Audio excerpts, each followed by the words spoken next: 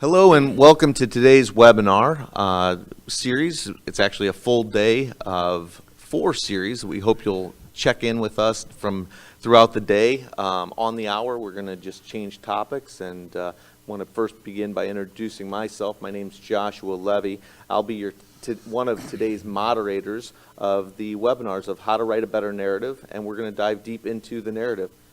I am, as you see up on the panel discussion webinar, I'm accompanied by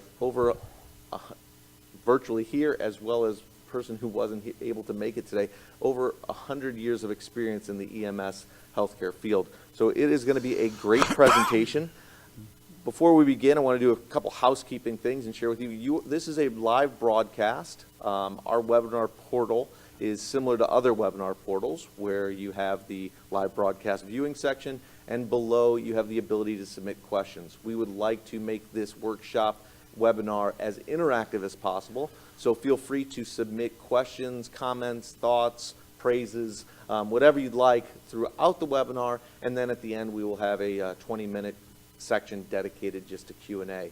So by getting some representation from the audience, please, just to show you're out there, submit who you are and where you're from. As you know, there's some severe weather going on in St. Louis, and as I introduce our panel, you'll understand why one of our panelists couldn't make it today.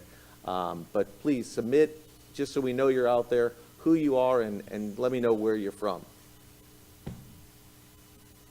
So in our first of 4-part webinar series, we're going to talk about how to write a better narrative. We're going to talk about the basics, the grammar, the legibility, and how important a good narrative is to the entire report done by the paramedic. I myself have very little to no experience, so we've equipped panelists of lots of experience. As I said at the beginning, there's over 100 years of experience amongst our panelists, minus one representative, and I'll talk about him first. Philip Goggin was he actually founded Narrative Pro Writing Solutions and been a paramedic for over 25 years. Due to the weather in St. Louis, hopefully he's staying as safe as possible and keeping other people as safe as well. But going from, I've got to do this from your view, from your right to left, Lynn Thompson with AMB. Lynn, give us a little bit about your background and share with the audience, and just say hello and get everybody warmed up. Okay, thanks, Josh. I am a 39-year veteran of fire and EMS, starting all the way with as an ambulance driver and working my way up through EMS as EMT, paramedic, going to the city of Memphis and spending 25 years as a firefighter paramedic, and moving then into EMS education and also as an RN. And I've transitioned from that position when I retired to EMS director, and then from that position to what I am now with AMB, or Ambulance Medical Billing, as the EMS operations training consultant. And I'm very glad to be here with you today. Awesome, and thank you. And sitting to his right, or on your audience, maybe your left, is Phil Sanderson. Phil Sanderson is in charge of the sales for Narrative Pro and has more than 27 years of experience in the healthcare field. Is also a John Maxwell certified coach. And Phil, tell us some more, and I'm going to thank you guys both for coming. So thank you so much. So my name is Philip Sanderson. I have over 27 years in healthcare, EMS, and during that tenure, I think I've done a little bit of every aspect from the field, from being in training, from being in administration. Now, currently, I have my own company, consulting company, and quite honestly, one of the solutions that I'm providing to the EMS industry is Narrative Pro, because as the folks out there will probably agree with, we have a lot of issues with documentations and a lot of issues with reimbursement. There's a huge cost, and that's a problem. So I'm hoping that this solution that was developed by Philip Goggin, he can't be here today, will definitely add value to the folks that are in the industry. So glad to be here today. Wonderful. And as the audience may or may not know, we're broadcasting live from St. Louis, Missouri in Medici's MediaSpace. And these gentlemen were kind enough to come to Nashville. You're going to hear, we got to, go ahead. Well, let us have it. Let us have it. So I think it's very fitting that it's a very blue, rainy, dark day in St. Louis. The rivers are flowing backwards, and there's roads that are closed, and The Predators beat the Blues, the Black and Blues. So we got to rub it in. So Yeah, so if I volunteer it, it's not rubbing in as much, and as our audience, you're not going to get any fans in St. Louis talking like that, Phil. So this is being broadcasted across the country, but there's a little bit of a rivalry going on between Nashville and St. Louis as we speak. Series, we're down 3-1, but hopefully we can come back. So all good. probably not. So enough with the chit chat. We're going to get started. As I have said a couple of times now, Phil Goggin could not make it here. So Phil Sanderson's stepping up to the plate and doing the first of our 4-part series, the good, the bad, and the really bad about narrative. So I'm going to turn it over to you, Phil. Okay, thanks so much. So again, Philip Goggin did prepare this presentation, but Lynn and I are going to step in on his behalf. We are going to just talk about the basics. I'm sure there's a lot of experienced people out there, but as we all know, if you do not build upon the basics and the foundations, then the rest of the house, so to speak, is going to crumble. So let's just kind of review. If this is a review for you, just bear with us. But if it's your first time getting into the industry, I think you'll find this informative. So Lynn and I are talking together, and okay. So Lynn, let's talk about this. Why should we even write a narrative? I know a long time ago, in your 30 years and my 27 years, we got into this, and probably everybody out there in the audience, we wanted to take care of our community, our patients, our loved ones. But now it's really gotten to be much more than just taking care of a patient.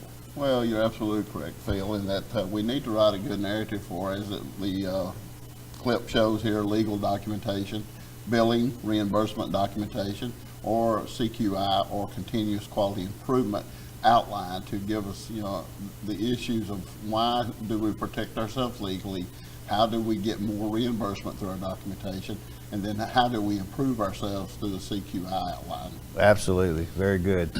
So, also too, we have And a Phil yeah. and Lynn, I wasn't going to interject, but that first slide was a perfect opportunity for me to interject as a novice, no experience. I got to believe that writing the narrative has to be on the top 10 of least favorite things for a paramedic to do. You know what? It is absolutely the pain of most EMTs and paramedics. I would probably say the majority. And it's like I said, we got into this to take care of a patient. We got into this to be able to deliver care, and not necessarily to be able to be a good documenter or writer, but it's so imperative that we do that now.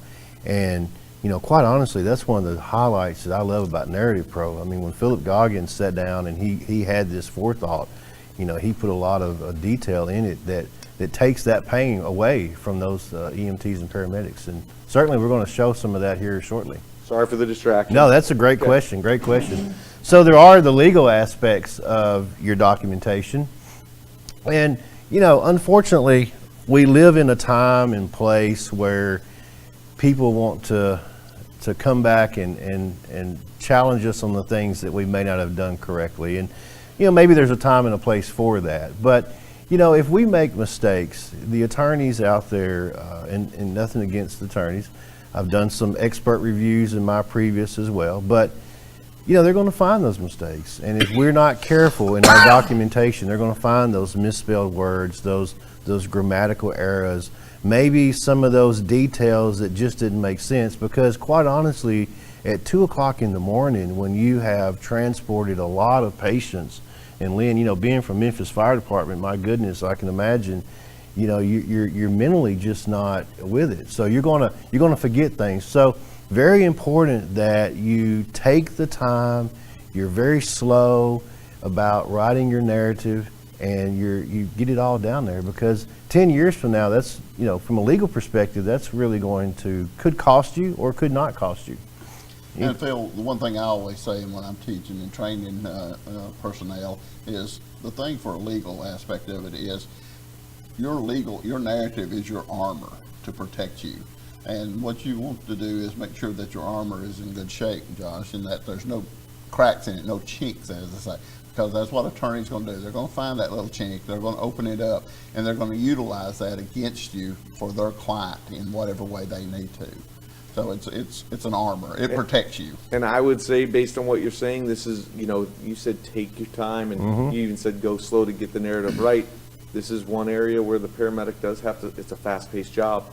They got to slow down to get it right. Absolutely. And then, now, going back to what we've said a couple of times already in this short time we've been here, it's much more than taking care of a patient, because there is a cost to this industry. And, with the high cost and the low reimbursements and the margins being very narrow, it's important that we have the billing aspects. And companies like A&B, Ambulance Medical Billing, and there are others out there too, definitely are taking charge and leading the way and helping us to get those reimbursements. Well, what I'm telling our clients is, billing and reimbursement for EMS has become very specialized. It's not the days of old where you just in the building get paid. You have to make sure that you're meeting all of the billing compliance issues that's set forth by Medicare, and that's why and they require a good narrative, because that's where the tell the story portion comes of to get you reimbursed. Does this person need an ambulance, and do they need a stretcher? We have to tell the story, and the checkoff boxes are all just supportive pieces of information to go along with that. And that's one of the things we haven't taught that in the past of why do we have to write such a narrative? Well, that's what the billing people look at when they're reading it to say, okay, well, I'm going to pay this or not. So again, it goes back to we have to have a good, strong narrative for legal and billing processes. That's a very good point. We don't want to tell our age, but we're kind of old. I'm not as old as you are, but but when we started out in the industry, and probably there are some very experienced folks out there in the audience, we were writing on a paper ticket, and we came out with the wonderful thing of EPCRs, where we had drop down boxes, and we thought that was the save all. Well, what we're finding now is that we're doing good on the drop down boxes, but we're doing very, very poorly in the narrative, and that's what's really important when you come to the aspects of documentation, the medical record, the continuity of care, telling the story, as you mentioned, and then also too, not just from the legal, but from the billing aspects, because we got to get reimbursed, because if we don't, then we're not going to be in business. And unfortunately, we used to not associate our EMS industry with business, but it really is. It's becoming a business now, and it has to be sustainable. So good point there. So also too, with our documentation, our billing, comes our CQI, and it's very important that we have a CQI program within our organization, and just simply keeps us on our toes. It improves our patient care through review of our records, and also too helps to keep our spelling and grammar in check. It helps to do training for areas that maybe we're not as efficient in, or maybe we're lacking, and just doing a really good follow-up. So spelling and grammar is one of those things that we really probably, I don't know, from a billing perspective, we're probably doing better now, because now that we have spell check in our EPCRs and we have more technology, versus when we had our paper tickets, we might have to carry around a little field guide or a dictionary, or maybe we just didn't really care and we just misspelled a word. But it's very easy, as the examples that Philip Goggin included in his presentation, it's very easy to misspelled a word, and not intentionally, or even in a medication. Now, of course, medication error, that's a whole different section that we can talk about, but it's very important. Well, from the legal aspect, from the legal aspect especially, because the lawyer's going to take what you actually put down there, and that's what they're going to say, okay, this is what you did, because that's why we wrote it. So as you see, anywhere from splinting versus splitting can be an extremity. That's two different wording. While it's easily done at 4 in the morning, believe me, I know, or in medication errors, that's extremely important. And from 0.4 milligrams versus 4 milligrams, we very much have to make sure it's appropriately documented. Absolutely. I am glad you guys brought up that as a specific example, because in the back of my head, I'm going as a patient, or a father of a patient. I'm thinking, I don't really care about the grammar. You just saved my life, right? But from a billing and from a legal perspective, a typo a misspelled word like that could be dramatic. Especially if you've had an adverse outcome with the patient. This is what's going to support what you did at the time of the incident. Right. So right. adverse outcome, they're looking for anything, and the grammar and spelling is just a sign of sloppiness. It's a- Sloppiness is a sign of sloppy work, Absolutely, and it may lead Josh. to some negativity. Yeah, and you're spot on. And actually, I think it's going to be in the third series of this webinar, we're going to actually have a slide. I have a slide in there that actually says exactly what you just said about being sloppy work. And you got to remember, the people, when you're in the legal aspects of this, and even sometimes over in the billing and from an audit perspective, they may not be familiar with your industry or your terminology. So they're just simply reading exactly what you wrote. And if it says, if it doesn't say splinting, then they're going to be going, well, gosh, what does this mean? And they're going to take it for face value. So very important that we check. Like you said, you've got a slide later on today. I want to remind our audience that we are not just repeating this. We're going to build on this every hour on the hour for the next 2 hours. We're going to take an hour break, and then we're going to come back for after lunch for 2 more hours with a Q&A, a full wrap-up Q&A. So if you have questions, sprinkle them out throughout the presentation. Submit it now. I appreciated Emily and Wendy chiming in and telling them that they're here watching us live today. So we've got a really nice large audience seeing the broadcast. Submit your questions throughout, because we want this to be as interactive as possible with the broadcast. Yeah. And just kind of to add to that, the next section will be about reimbursement, and then also we'll follow it up with some legal aspects. Wonderful. Good. All right. So narrative writing solutions. There are a lot of solutions out there. Like we said earlier, we started out with the paper tickets, and there probably are still some agencies out there that are still using paper, and that's okay. I would encourage you, if you were to ask my thoughts in best practices, that you consider going to an electronic type of narrative writing tool, and there are some out there. Narrative Pro is one, also being an add-on to your EPCR. But narrative writing solutions, you can do free typing, and free typing maybe in your particular EPCR, it's good, but it is time consuming, and you got your drop down boxes, then you got to redo your narrative. It is time consuming. It is easy for errors to pop up there. You get, at 2 o'clock in the morning, it's hard for you to document a lot of information because you're tired. And, that's kind of that is a problem. It's a big problem because you're not telling the story. So, that is one solution out there. There is also your narrative auto generators, and there's probably some folks in our audience that are using those. I do know that there are some organizations that cut those features off because of certain issues that we may talk about here. But they are customized, and they are, one touch, easy of use, but they do have somewhat of a lack of information, and, they miss some of the key points. And, you may be able to talk about that from your perspective on the auto-generated narratives. Well, the ones that I have seen, is I was never really a fan of, for the fact that being able to edit them was always an issue. Usually it was just locked into whatever the drop-down box was. And it didn't form to me a good story. It didn't, in the narrative, it lacked pieces of information that should have been in there, but you had no way of inserting that. So I have not been a fan of those in the past. Okay. And of course, there's also a nice little tool that we appreciate very much so. It's called Narrative Pro. And I got to tell you, and I'm going to give a shout, I'm not sure if Philip's joining us live or not, but I tell people that I don't think that me personally could have ever really thought of the level of detail that he put into this. And, he told me the story and how he was in paramedic school, and he thought, man, there's got to be a solution for this. And, he's been in the industry for some years, and he has literally put so much robust information into the program that whenever I'm out talking to people about it, and I'm doing trainings, or we're setting up new folks, new customers, I play a little game with them. I challenge them. I say, okay, pick something something that you think might be in a textbook. Let's just get far above your own clinical practice, and let's see if we can find it in Narrative Pro. And I got to tell you, we typically find it there.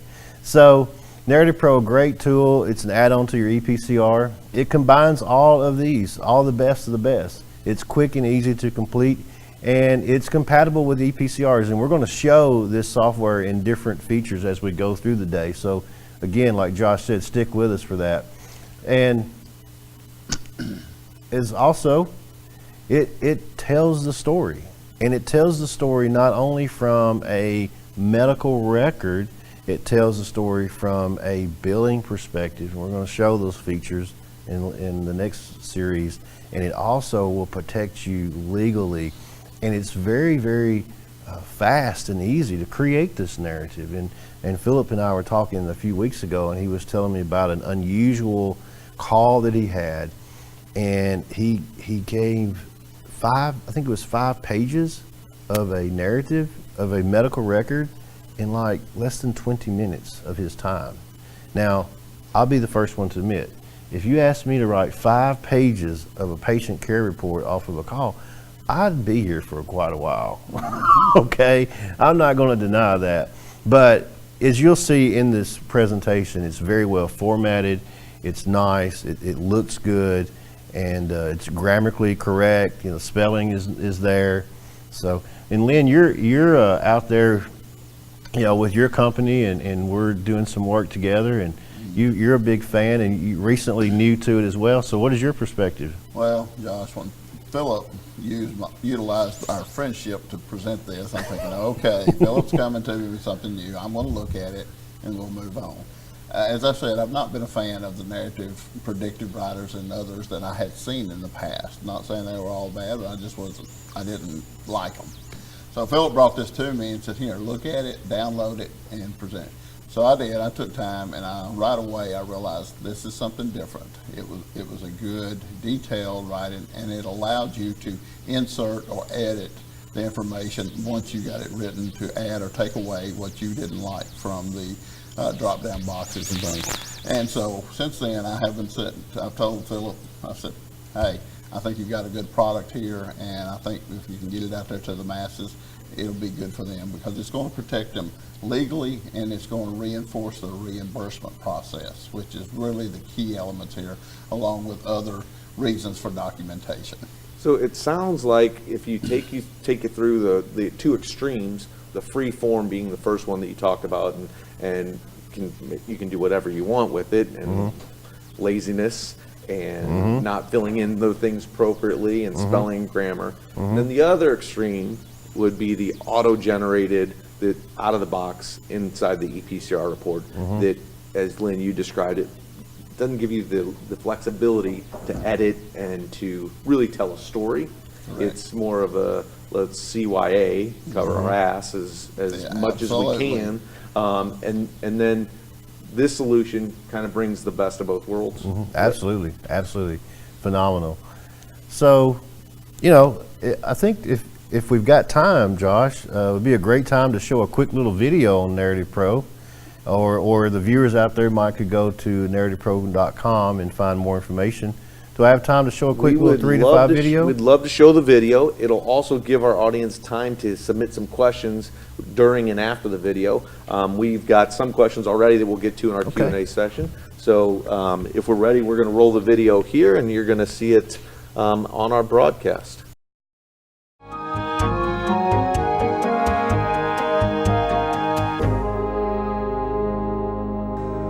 I've been in EMS for over 12 years now, and in that time I have written a lot of reports, both handwritten and free typed. But one thing always bothered me about those reports: how good is my narrative? The question was, is it going to protect me in court? Is it going to help out with billing? Does it paint that clear picture that I want to see 20 years from now? And I always knew the answer to that: no, it's not good enough. And I knew there had to be a solution.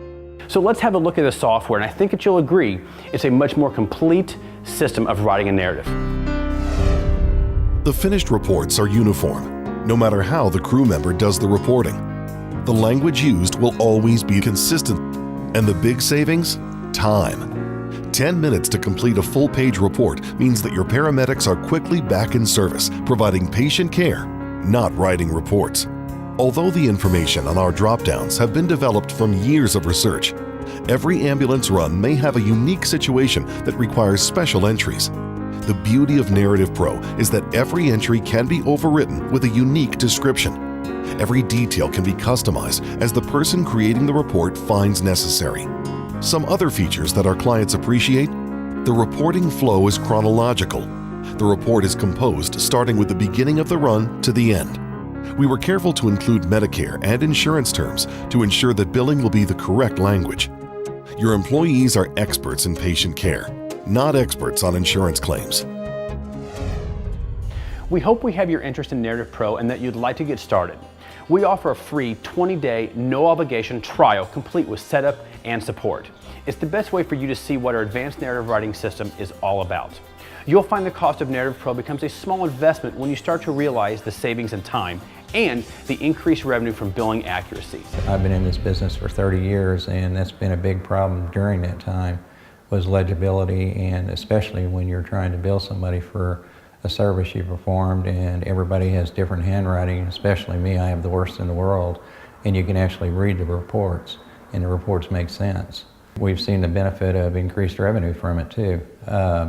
In 2010, we had about $65,000 in insurance revenue, and it increased to about $119,000 in 2011. We've seen a marked reduction in rejections from insurance and Medicare and Medicaid, and the crews enjoy using it because it does make their narratives quite more in-depth, and it eases their pain of having to come up with a narrative on their own. Having fewer rejections means you're not having to deal with the insurance companies and trying to rewrite narratives or resubmit billing, which all cost money, and the revenue generated from it certainly doesn't hurt.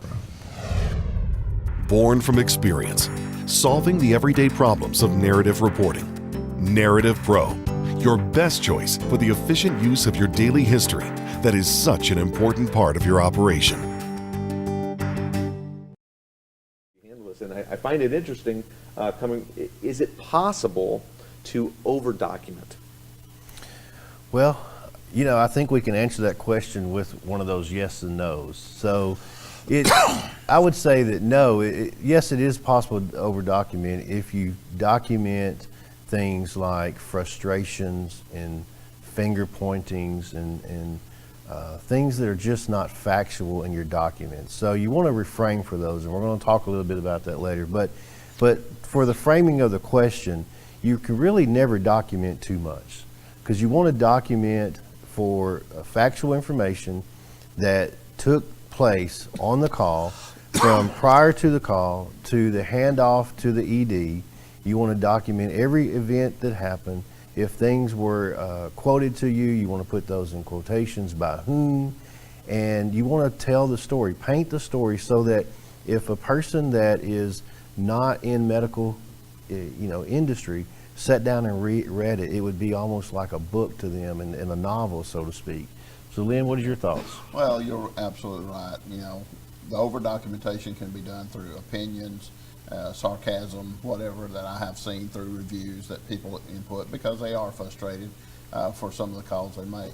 You have to be professional at all times and maintain that level in your writing as well, because you don't want those things pulled up in court or in a reviewer at some point and them reading it, because they're reading you as a professional. So yes, you can over-document with those types of things, but if you're doing factual, patient-based information, then it's hard to do, as long as that's what the writing is toward. And I would just like to add to that too. It's really okay to document more than 3 or 4 or 5 lines. You really should document everything from A to Z. It should be, so many times we get caught up in just a few lines, and quite honestly, that's just not enough. So you need to tell the story from start to finish. Be very descriptive and informative and non-opinionated. And here's great answer, guys. And here is a question.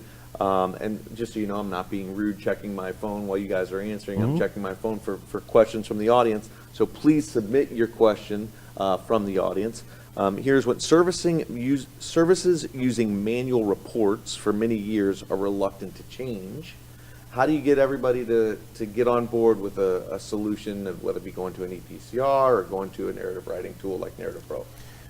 You want to take that, or you Well, I'll want me start to? off and then Okay. let you finish up. Change is always difficult for all of us.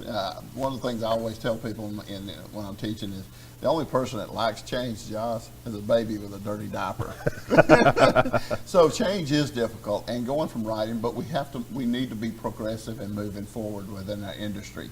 And in the industry, there's 5 reasons we document: patient care, QA process, data collection, liability, and then reimbursement. Well, specifically for data collection, QI process, to go back even in a small department and review those to collect that information is next to impossible, and it's not going to be accurate. So we need to move into the 21st century. We need to be doing, electronic patient care records, or as we call them now, electronic health records, EHRs.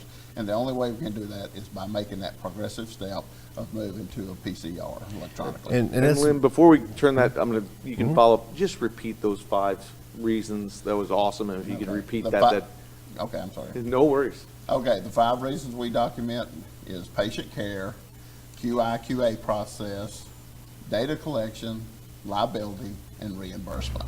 And those all are very important parts of our documentation process, and some of them totally depend, especially data collection, on the being able to capture it from PCR and electronically. Do you have a 6th? Yeah. Can you carry on to that? well, I don't know that I have a 6 to that, but I will add to what Lynn said. I look at it like this, and a very good illustration about change. But here's the fact. We're almost 45 years in EMS industry, if I'm correct, this year. Very young industry in the healthcare field, profession. But here's the fact.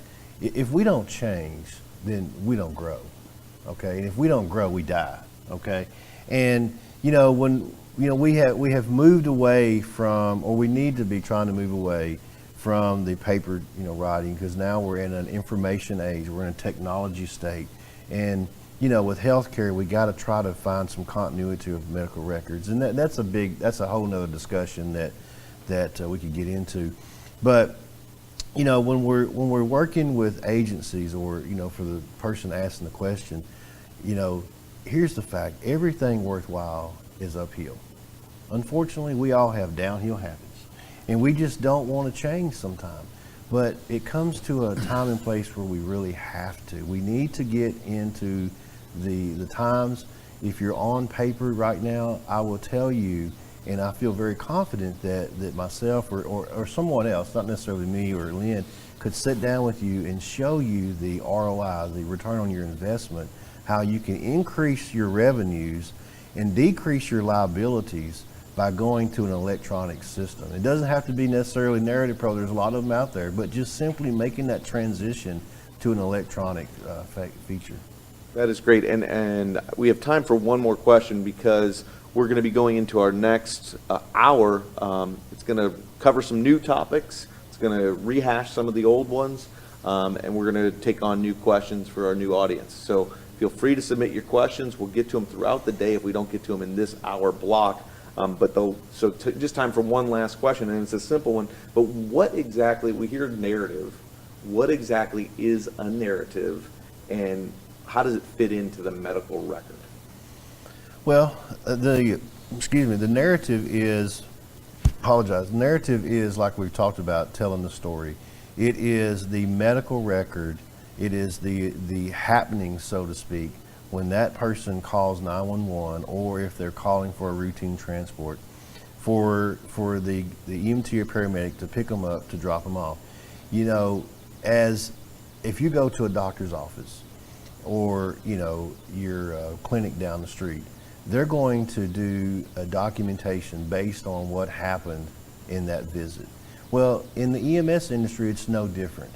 There has to be documentation of what happened during that interaction, during that visit, and then it needs to be transferred over to the ED or to the nursing staff at the skilled facility or wherever it may be, so that you have a continuity of care, because it truly is a part of the medical record. And sometimes we don't always think about this, but weeks or months or years down the road, should the patient have some sort of terminal illness or develop something unusual, then the physician needs to be able to pull up the medical record, and that ambulance narrative should be in there, and it should also be a part of the puzzle to help maybe develop some type of cure or care for this patient. Absolutely. It's just the narrative is the portion of the PCR, Josh, that is your description, your story of what happened from the time you were dispatched on the call throughout that portion to what you have found as you arrived on the scene, not only just the patient, but what's happening around the patient, if there's other things that are significant. And then what you see, the presentation and the appearance of the patient. Then you move into your assessment portion of it, writing it out in description. And then, your treatment and their response, other portions, vital signs, pain scale, Glasgow Coma scale, or, those different pieces are all a written description by you, the provider. Then you transfer the patient to the hospital, your handoff at the hospital, and then in service. It's just a total written story. And Lynn, on a 1 to 10 scale from an outsourced billing perspective, how important is the narrative? Very important. It's a 10. 10. Well, you've heard it here first. This will wrap up our first 1 hour. It's actually not an hour, but we need to take a 5 to 10 minute break to prepare for our next hour. We hope you'll either take a break with us and come back and tune in. We will try to start on time at 10:30 Central Time, so that'll give us about 10-minute break with a little 5-minute setup. We hope to see you guys then.